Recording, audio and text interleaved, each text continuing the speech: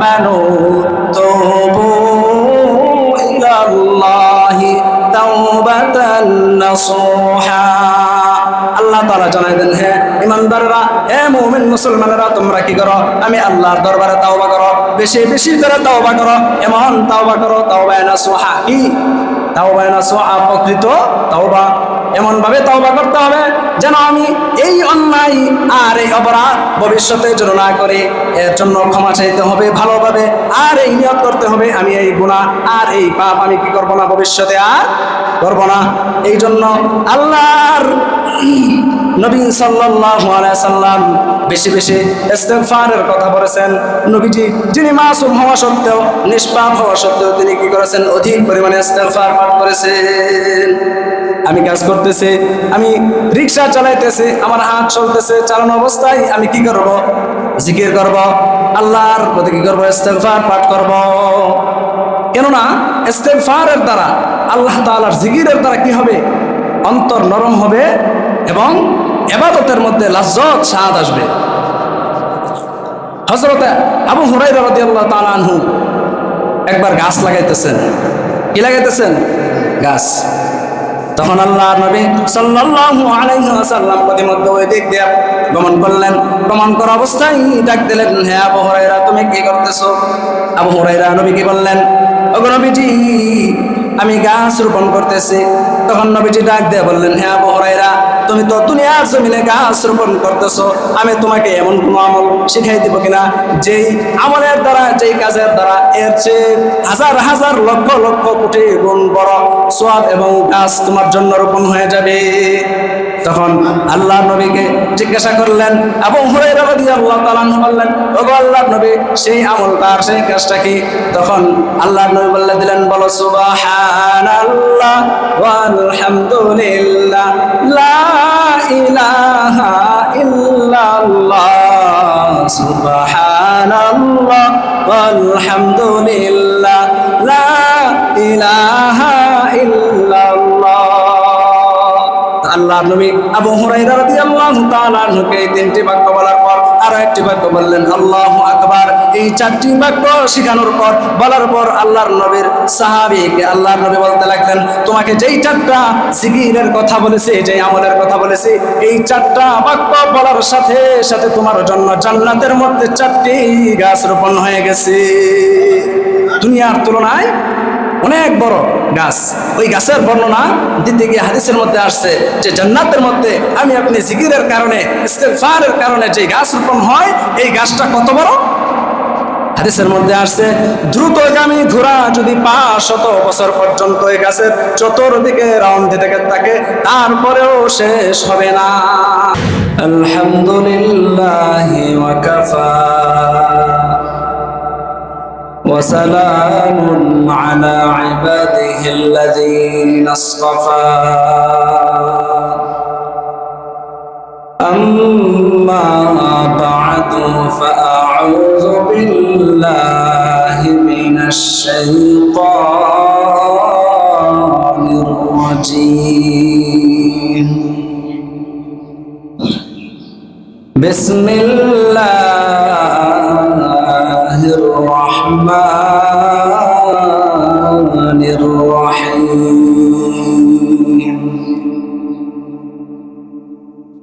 إن عدة الشهور عند الله 12 شهرا في كتاب الله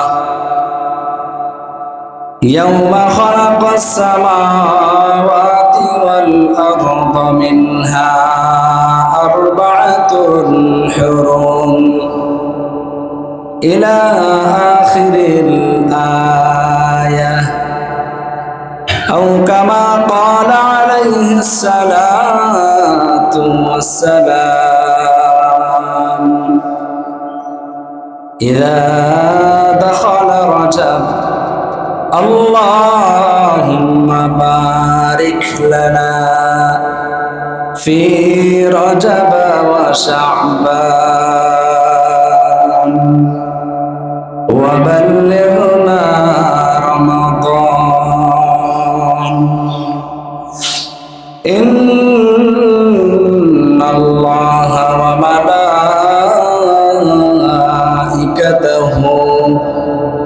يصلون على النبي يا أيها الذين آمنوا صلوا عليه وسلموا تسليما بلغ العلا بكماله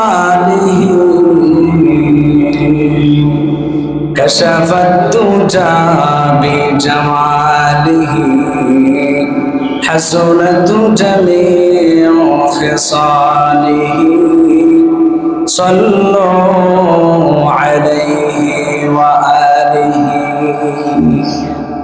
الحمد لله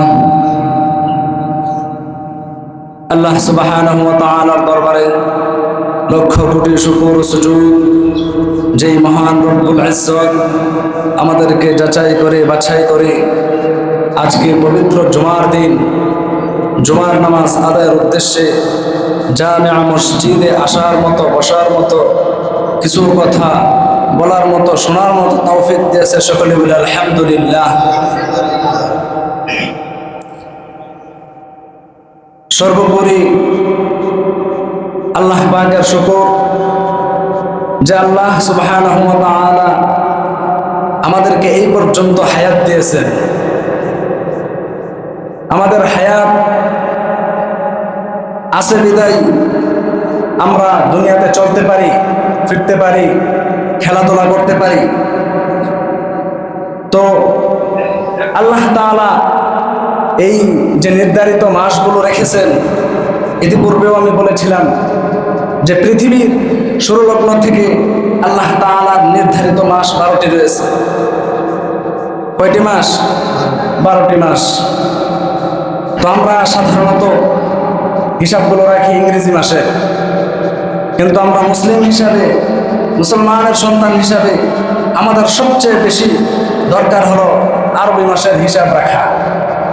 কেননা আমাদের প্রত্যেকটা বিধান, প্রত্যেকটা আমল, প্রত্যেকটা গুরুত্বপূর্ণ দিন, ইবাদত এগুলো আরবি মাসের তারিখে হয়ে থাকে, আরবির সাথে সংশ্লিষ্ট। তো আমরা আল্লাহ তাআলার দরবারে আবারও শুকরিয়া আদায় করি যে আল্লাহ তাআলা আমাদেরকে এই পর্যন্ত বেঁচে রেখেছেন, আলহামদুলিল্লাহ। কেন? এটা আরবি রজব মাস।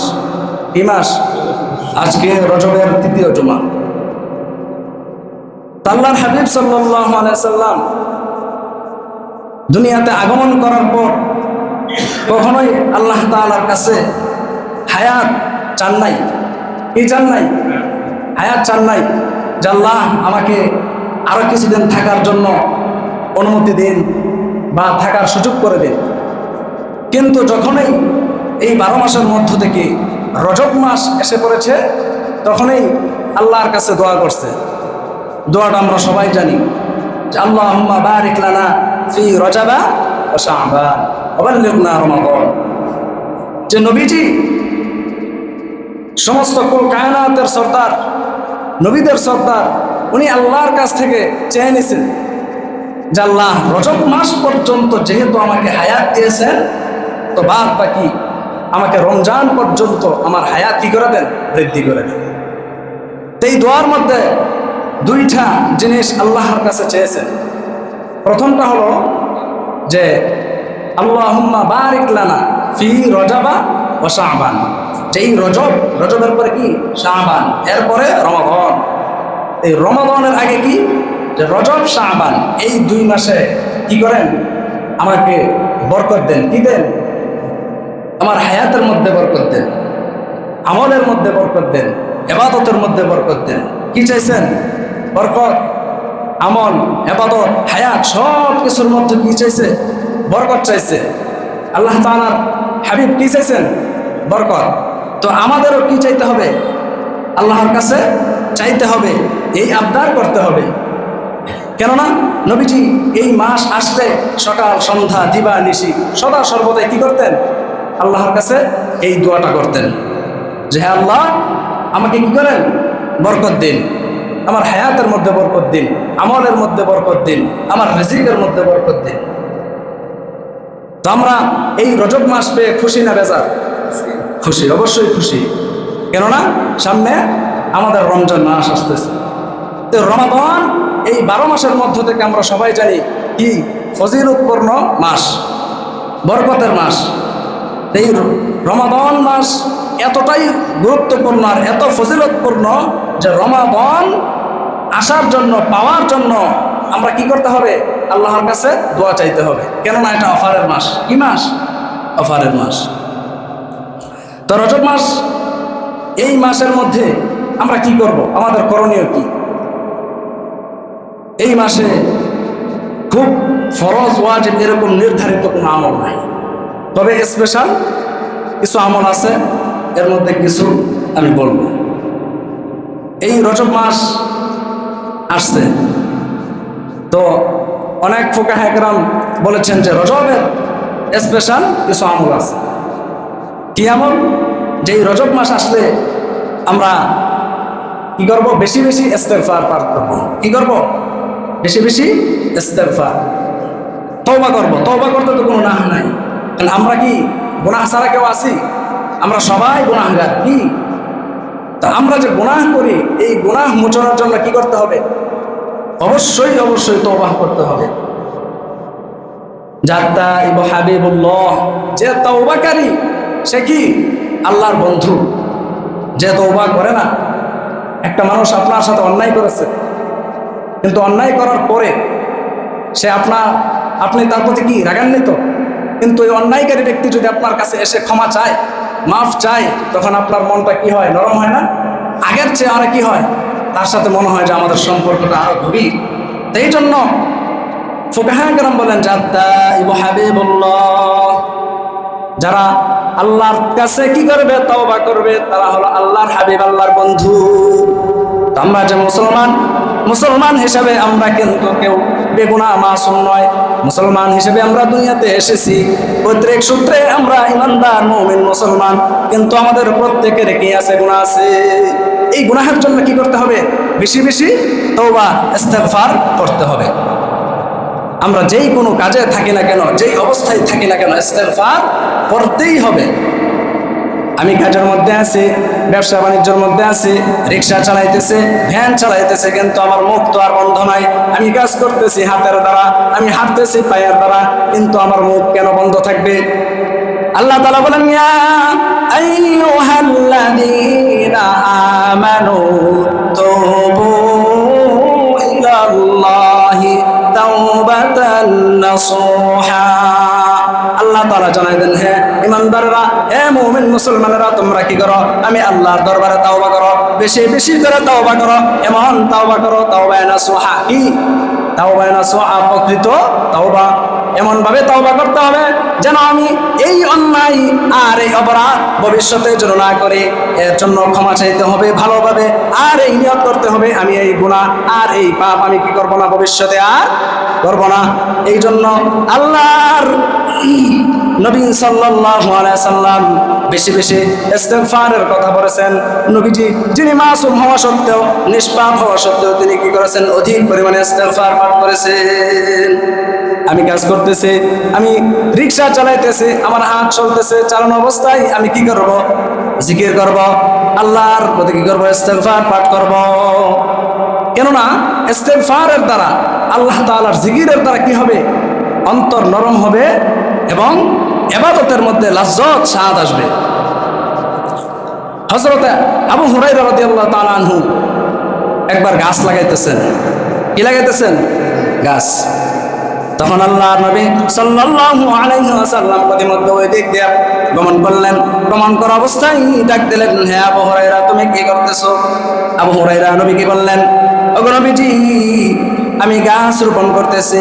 তখন নবীজি ডাক দিয়ে বললেন, হে আবু হুরায়রা, তুমি তো দুনিয়ার জমিনে গাছ রোপণ করতেছো, আমি তোমাকে এমন কোনো আমল শিখাই দিব কিনা যেই আমলের দ্বারা, যেই কাজের দ্বারা এর চেয়ে হাজার হাজার লক্ষ লক্ষ কোটি গুণ বড় সওয়াব এবং গাছ তোমার জন্য রোপণ হয়ে যাবে।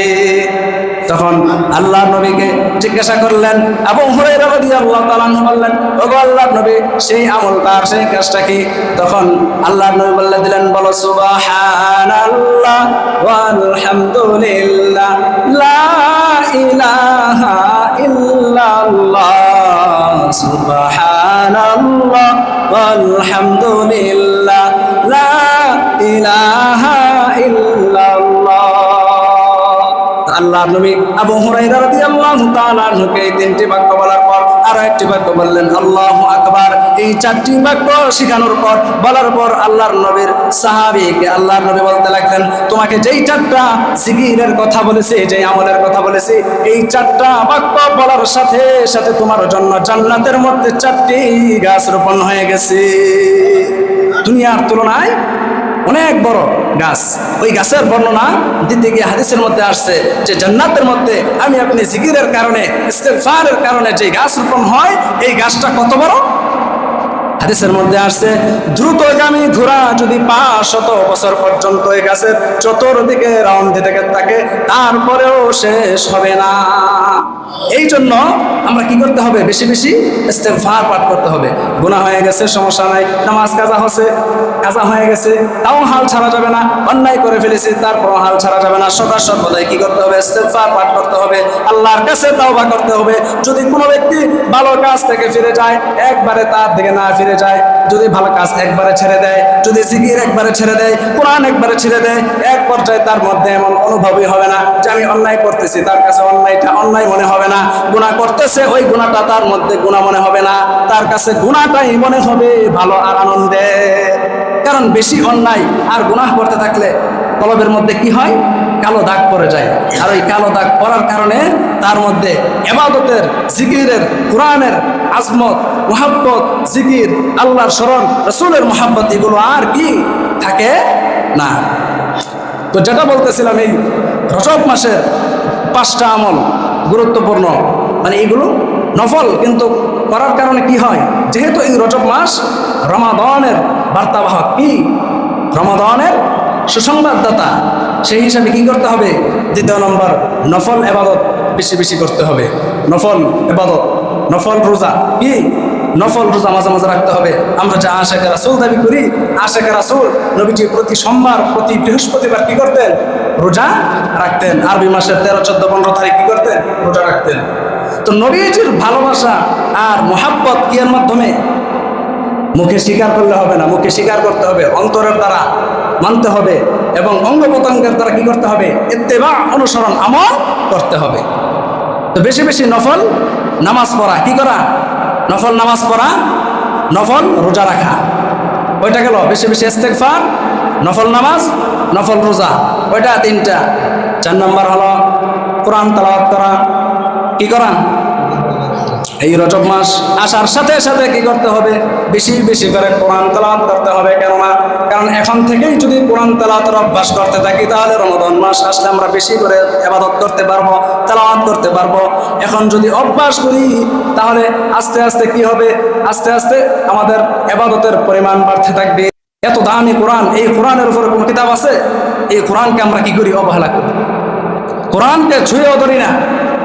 ইতিপূর্বে আমি বলেছিলাম যে ভারতের জমিনে এক আল্লাহর বান্দা কোরআন পড়তে পারতো না, জানতো না, কিন্তু কোরআনের প্রতি মহব্বত, আজমত, ভালোবাসা, খালি পৃষ্ঠার উপরে এইভাবে হাত ছুঁয়েছে, কি করতো? এক নজর তাকায় তো এইভাবে দৈনন্দিন। তো এই আমলের কারণে আল্লাহ তাআলা তাকে মাফ করে দিচ্ছে। কিন্তু আজকে আমরা কোরআনকে নিয়ে অবহেলা করি। কোরআন কত শক্তিশালী! এই কোরআন আল্লাহ তাআলা সূরা হাশরের মধ্যে বলেন যে লাউ আনজালনা হাদাল কোরআন আলা জাবালিন লারাআইতা খাশিআম মুতাসাদ্দিআম মিন খাশিয়াতিল্লাহ। এই কোরআন যদি আমি পাহাড়ের মধ্যে নাযিল করতাম, তাহলে এই পাহাড় পর্যন্ত আমার ভয়ে থরথর করে কাঁপতে থাকত। সেই কোরআন আমি কি করলাম? মানব জাতির উপর দিলাম। এই কোরআন যাদের মধ্যে আছে তারাও সম্মানিত, যারা কোরআনওয়ালাদের সাথে আছে তারাও সম্মানিত, যারা মহব্বত করে তারাও কি সম্মানিত। কারণ এই কোরআন কি করতে হবে? বেশি বেশি করে তেলাওয়াত করতে হবে। তেলাওয়াত করতে পারি না যারা করে, তাদের প্রতি আমরা কি করব? সম্পর্ক রাখবো, তাদের সংশ্লিষ্টে থাকবো, তাদের সাথে যোগাযোগ রাখবো। তো এই কোরআন, যে আপনি যে কোরআনকে মহব্বত করেন, এর বহিঃপ্রকাশ আপনি দেখাতে হবে। তো কয়টা গেল? 4টা। 5 নম্বর হলো যে বেশি বেশি আমরা কি করব? ওই দোয়াটা করব। দোয়াটা কি? আল্লাহুম্মা বারিক লানা, সবাই পড়েন, আল্লাহুম্মা বারিক লানা ফি রজবা ওয়া শাবান ওয়া বাল্লিগনা রমাদান আল্লাহুম্মা বারিক লানা ফি রজব ওয়া শাবান ওয়া বাল্লিগনা রমাদান। এই দোয়াটা আমরা কি করব? বেশি বেশি করব। আমরা তো যারা নামাজে আছি সাধারণত নামাজের পরে একবার পড়ি, নামাজ নয়, দোয়ার কোনো নির্দিষ্ট টাইম নেই। আপনি যে কোনো অবস্থায় দোয়া করতে পারেন, যে কোনো অবস্থায় কি দোয়া করতে পারবেন। আপনি কাজ করতেছেন, এই দোয়াটা পড়তে থাকেন। কাজ করতেছেন, ইস্তেগফার পড়তে থাকেন। কাজ করতেছেন, আপনি আল্লাহর কাছে পানাহ চাইতে থাকেন, সমস্যা নাই। আল্লাহর জিকির, কোরআন তেলাওয়াত, এগুলো সব কি যে কোনো অবস্থায় করা যায়। তো এই দোয়াটা আমরা কি সদা সর্বদাই পাঠ করব। রাসূলুল্লাহ সাল্লাল্লাহু আলাইহি সাল্লাম কি করছেন? এই দোয়া পাঠ করছেন। তো আজকে আমরা এই দোয়াটা জানার পরেও অনেকে আমল করি না। আর বিশেষ করে এই রজব মাসে আমরা সবাই জানি যে এই রজব মাসের বিস্ময়কর ঘটনা, আল্লাহর হাবিব সাল্লাল্লাহু আলাইহি সাল্লামের কি হয়েছিল? মেরাজ হয়েছিল। এটা আমরা জানি না। এটার তারিখ নিয়ে ঐতিহাসিকদের মধ্যে আছে যে অমুক তারিখ বা অমুক দিন হতে পারে, কিন্তু এটা যে হয়েছে মেরাজ, এটা নিয়ে কোনো সন্দেহ নাই, কোনো সন্দেহের অবকাশ নেই। মেরাজ হয়েছে, এটাই সত্য। এটা কি সত্য? তো এই কখন হয়েছিল? এই রজব মাসে। এই রজব মাসে আল্লাহ তাআলার সবচেয়ে বড় উপহার ছিল এই মেরাজ, যেটা আল্লাহর সান্নিধ্যে আল্লাহর হাবিবকে নিয়ে যাওয়া। এটা কখন নিয়ে গেছিল? মক্কার কাফের মুশরিকরা আল্লাহর হাবিব সাল্লাল্লাহু আলাইহি সাল্লামকে 3 বছর জেলখানায় বন্দী করে রেখেছে। কয় বছর? 3 বছর জেলখানা থেকে মুক্তি পাওয়ার পর ঠিক কিছুদিন পরেই নবীজির যে একেবারে কাছের, যিনি মহব্বত করছে, আমি আগে বলেছিলাম যে নবীজির চাচা আবু তালেব, সে ঈমান আনে নাই, সেও যেই পরিমাণ মহব্বত আমার আপনার নবীকে করেছে, ওই পরিমাণ মহব্বত আমি আপনি উম্মত হয়েও কি করতে পারি নাই। সে শুধু কালেমাই পড়ে নাই, তাছাড়া যত প্রকার সাহায্য সহযোগিতা হেল্প করা দরকার সব করেছে। তো এই জেলখানা থেকে মুক্তি পাওয়ার পর এমনি মন খারাপ, কিছুদিন পরে মারা গেছে এই চাচা আবু তালেব। এর 5 দিনের মাথায় কি করেছে? যে একমাত্র স্ত্রী, তখন অন্য কোনো বিবাহ করে নাই, খাদিজা রাদিয়াল্লাহু তাআলা আনহা, উনি কি করেছেন? মৃত্যুবরণ করেছে। এই চাচার মৃত্যুর 5 দিন পরে একমাত্র স্ত্রী কি করেছে? মৃত্যুবরণ করেছে। তো মন একেবারেই ভেঙে গেছে। এমত অবস্থায় এর ঠিক কিছুদিন পরে কি করলেন? তায়েফের ময়দানে গেলেন দাওয়াত দেওয়ার জন্য। এই ওখান থেকে কই গেলেন? তায়েফবাসীকে দাওয়াত দিলেন টানা 1.5 মাস। কয় মাস? 1.5 মাস দাওয়াত দেওয়ার পর তারা তো ঈমান আনেই নাই, উল্টা আরো তায়েফের যে যুবক ছেলেদেরকে নবীজির প্রতি লিলিয়ে দিছে। তারা ওই পরিমাণ টর্চার নির্যাতন করেছে যে নবীজির পিঠ একবারে চালনির মতো ঝাঁঝরা হয়ে গেছে। তারপরেও কোনো তায়েফবাসী ঈমান আনে নাই। তো এই ব্যথিত হওয়ার পর আল্লাহ তাআলা তার বন্ধুকে এই মেরাজে নিয়ে গেলেন। যখন মক্কার কাফের মুশরিকরা বলতে লাগলো যে তুমি না সম্মানের অধিকারী, এত মর্যাদার অধিকারী, ওই তোমার তো কোনো সম্মান নাই, তায়েফবাসী গেছো, মক্কা ছেড়ে তায়েফে গেছো, সেখানে পর্যন্ত ছোট বাচ্চারা তোমাকে পাথর মারছে, এমনভাবে পাথর মারছে যে চালনির মতো ছিদ্র ছিদ্র হয়ে গেছে। কিতাবের মধ্যে আসছে যে মৃত্যুর আগ পর্যন্ত ওই ছিদ্রগুলা বন্ধ হয় নাই। হাদিসের মধ্যে আসছে, আম্মা জান আয়েশা রাদিয়াল্লাহু তাআলা আনহা বললেন, যখন নবীজি আপনার এই পিঠের মধ্যে এই দাগগুলো কিসের? আপনার কি বসন্ত হয়েছিল? নবীজি বললেন, হ্যাঁ আয়েশা, তুমি কি বললা? এটা আমার গায়ে মশা মাছি পর্যন্ত বসা হারাম, ওই গায়ের মধ্যে বসন্ত আসার তো কোনো প্রশ্নই আছে না। আমার এই যেই দাগগুলো দেখতেছো, এগুলো হলো তায়েফবাসীর আঘাতের এই দাগ। কি পরিমাণ কষ্ট করেছেন। তো আমি আপনি এই দ্বীনের জন্য কি করলাম? ইসলামের জন্য কি করলাম? নবীজির 63 বছরের জিন্দেগিতে দাওয়াতি কার্যক্রম, নবুয়াতি জিন্দেগি কয় বছর ছিল? মানে 40-এর পর থেকে 63, মাত্র 23 বছর জিন্দেগিতে যেই পরিমাণ কষ্ট করেছে, এর তুলনায় আমরা কি করলাম? হ্যাঁ, নবীজির সুপারিশ করব এটাও সত্য, আল্লাহ তাআলা তার বন্ধুর সুপারিশ গ্রহণ করবেন এটাও সত্য, আল্লাহ পাক তার হাবিবকে সন্তুষ্ট করে দেবেন এটাও সত্য, কিন্তু আপনি আমি যে জান্নাতে যাব আর আমার ব্যাপারে আপনার ব্যাপারে সুপারিশ করবে, এটার গ্যারান্টি নেই। এই জন্য বেশি বেশি আল্লাহর হাবিবের সুন্নতের অনুকরণ করা, এটা কি আমাদের জন্য ওয়াজিব, করতেই হবে। কোনো না কোনো দিক দিয়ে একটু ত্রুটি থাকতেই পারে। মানুষ হিসাবে, ইনসান হিসাবে কি ভুল থাকতেই পারে, কিন্তু এর মানে এই নয় যে একেবারে উদাসীন হয়ে গেলাম, নামাজের খবর নাই, রোজার খবর নাই, আমলের খবর নাই, হালাল হারাম কোনো কিছুর খবর নাই। এই জিন্দেগি চলবে না। যেই ব্যক্তি কি করে তার মনের নফসের উপরে সে চলে, সে কি শয়তানের বন্ধু, সে কি শয়তানের বন্ধু। একজন মুসলমান ইমানদার কখনো শয়তানের বন্ধু হতে পারে না। সে হবে নবীর আশেক, রাসূল পাক সাল্লাল্লাহু আলাইহি সাল্লামের কি উম্মত। এত বড় নবীর উম্মত হয়ে আমরা যদি নবীকে ভালোবাসতে না পারি তাহলে কেমনে কি? যে আগেকার জমানার নবীরা পর্যন্ত আপনার আমার নবীর উম্মত হওয়ার জন্য কাঁদছেন, ওই নবীর উম্মতেরা পর্যন্ত শেষ নবীর উম্মত হওয়ার জন্য কাঁদছেন, আর আমরা কাঁদিও নাই, চাইও নাই। বিনা হিসাবে আল্লাহ তাআলা আমাদেরকে শেষ নবী, আখিরি নবীর উম্মত বানাইছেন। এটা খুশি না বেজার? খুশি হলে আমল করতে হবে, অবশ্যই আমল করতে হবে। তো যেটা বলতেছিলাম যে এই রজব মাস যেহেতু এসে গেছে, তো এখন আমরা ইস্তেগফার বেশি বেশি পাঠ করবো, নফল রোজা, নফল নামাজ এগুলো কেন করব? যেন সামনে দিনগুলো বেশি বেশি করে আমল করতে পারি। যে রমজানের আগে রোজা রাখার কথাটা কেন বলেছে, কেন আসছে, এটা হলো এই জন্য যে প্রস্তুতিমূলক। হঠাৎ যদি মনে করেন কেউ দৌড়ের প্রতিযোগিতা দিল, কেউ মানে কোনোদিন দৌড় দিল না, খাইলো ঘুমাইলো পোলট্রির মতো, ভোট করে ওরা মাঠে নামাই দিল, ওই কি দৌড় দিতে পারবে? দেখবেন যে অর্ধেক পর যাওয়ার পরে হোঁচট খেয়ে গেছে। কেন? তার দৌড়ের অভ্যাস আগে নাই। কিন্তু যে আগে থেকে অভ্যাস করে নিছে দৌড়ের, সে দেখা যায় 1 ঘন্টা দৌড়তে পারবে, তার কোনো সমস্যা হবে না। তো এই রমাজান যেহেতু 11 মাস পর আসতেছে, তো হুট করে যারা রোজা রাখে তাদের জন্য কষ্টকর হয়ে যাবে। মানুষ হিসাবে এটা কষ্ট হবে। আমি আপনি যতই বলি না কষ্ট হয় না, না কষ্ট। ইবাদত যদি এতই সহজ হইতো তাহলে আর কিসের পরীক্ষা? পরীক্ষা মানেই তো কষ্ট, দুনিয়াটা মানে কি কষ্ট। তো কষ্ট হওয়াটাই স্বাভাবিক। তো রমজান হিসাবে যেহেতু আসবে, আমাদের অনেক আছে যে বৃদ্ধ হয়ে গেছে এরপরে রোজা রাখে না, তার ভয় কাজ করে, কষ্ট লাগে, পারে না। তো এই জন্য এই রমাদান আসার আগ থেকেই নফল রোজাগুলো আমরা রাখবো। কথা বোঝেন? এই মাসের কোনো নির্দিষ্ট রোজা মানে এরকম নাই যে রোজা রাখতেই হবে। নফল নফল যেমন নামাজ আছে, নফল রোজা আছে, নফল ইবাদত আছে, এরকমই।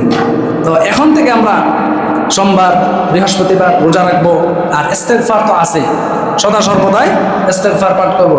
যে যেই প্ল্যাটফর্মে থাকি না কেন, ইস্তেগফার করতে কোনো সমস্যা নাই। ইস্তেগফারটা একেবারে হাত তুলে এভাবে করতে হবে এরকম কোনো কথা নাই। তবে হাত তুলে করলে কি হয়, মানে নম্রতা প্রকাশ পায়, বিনয় প্রকাশ পায়। কিন্তু আপনি কাজ অবস্থায় আপনি হয়তো ভাববেন যে আমি চাউলের বস্তাইও করতেছি, গাড়ি চালাইতেছি, যে আমি কেমনে এখন দোয়া করবো। না, আপনি পড়তে থাকেন আস্তাগফিরুল্লাহ, আস্তাগফিরুল্লাহ। আর বেশি বেশি রাসূলের উপর কি করা, দুরূদ পড়া। কি পড়া? সংক্ষিপ্ত দুরূদ আছে, সাল্লাল্লাহু আলাইহি ওয়াসাল্লাম, সাল্লাল্লাহু আলাইহি ওয়াসাল্লাম, অথবা যে দুরূদ পারেন ওইটাই পড়তে পারেন, কোনো সমস্যা নাই। নবীজির উপর শান্তির দোয়া করা, দুরূদ পড়া মানে কি শান্তির দোয়া করা, রাসূলের উপর, রাসূলের পরিবারের উপর, এটা কি সবার জন্য কি ফরজ। অথবা আল্লাহুম্মা সাল্লি আলা মুহাম্মাদ একটা পড়লেই চলে। তো এই জুমার দিন হিসাবে, এই জুমার দিন এটা কোনো রজবের সাথে সম্পৃক্ত না। জুমার দিন হিসাবে আমাদের সবার উপর কি দুরূদ বেশি বেশি পাঠ করার কথা হাদিসের মধ্যে এসেছে। আমরা জুমার দিন হিসাবে আলাদা এই ইবাদতটা করব। কি করব? নবীজির উপর বেশি বেশি দুরূদ পড়ব। আরও একদিন বলেছিলাম যে শুক্রবার দিন, আবু হুরায়রা থেকে বর্ণিত হাদিস, যে শুক্রবার দিন আসরের পর নামাজ শেষ করে তার স্থানে বসে যে ব্যক্তি এই দুরূদটা পড়বে, আল্লাহুম্মা সাল্লি আলা মুহাম্মাদিন নাবিয়্যিল উম্মি ওয়া আলা আলিহি ওয়া সাল্লিম তাসলিমা, এই দুরূদ যে ব্যক্তি 80 বার পড়বে, আল্লাহ তাআলা তার 80 বছরের জিন্দেগির গুনাহ খাতা মাফ করে 80 বছরের ইবাদতের সওয়াব আল্লাহ তাআলা তার আমলনামায় লিখে দিবে। সুবহানাল্লাহ, কত বড় গুরুত্বপূর্ণ। তো আমরা এই ইবাদত কখন করতে পারবো? আমরা তো নামাজই পড়ি না, নামাজ পড়ি না। 1 নম্বর নামাজে আসতে হবে, নামাজ পড়ার পরে আনাই ইবাদত। তো এখন যে মানুষগুলো আসছে আসরের সময়গুলো আর থাকবে না। তো যে যেখানেই থাকি এই মসজিদে পড়তে হবে এমন কোনো কথা নাই। যেই মসজিদেই যাই এই দুরূদ কি করব? অথবা অন্য রিওয়ায়াত আছে, যদি এই দুরূদ না হয় অন্য দুরূদও আপনি পড়তে পারেন। আসরের পর মানে যেই জায়গায় নামাজ পড়বেন ওই জায়গায় বসে একটা দুরূদ যেটা আমি বলছি, এটা তো আবু হুরায়রা থেকে বর্ণিত। এটা যদি না পারেন অন্য দুরূদ কয়বার? 80 বার। কয়বার? 80 বার। তো আল্লাহ তাআলা যেই কথাগুলো বলেছি, রজব মাস হিসাবে আমরা বেশি বেশি ইস্তেগফার করব, কোরআন তেলাওয়াত করব, এবং এই যে দোয়াটা বেশি বেশি দোয়াটা পাঠ করব। আল্লাহ তাআলা আমাদের সবাইকে বেশি বেশি নেক আমল করার তৌফিক দান করুক। সবাই বলি আমিন। ওয়া মা আলাইনা ইল্লাল বালাগ।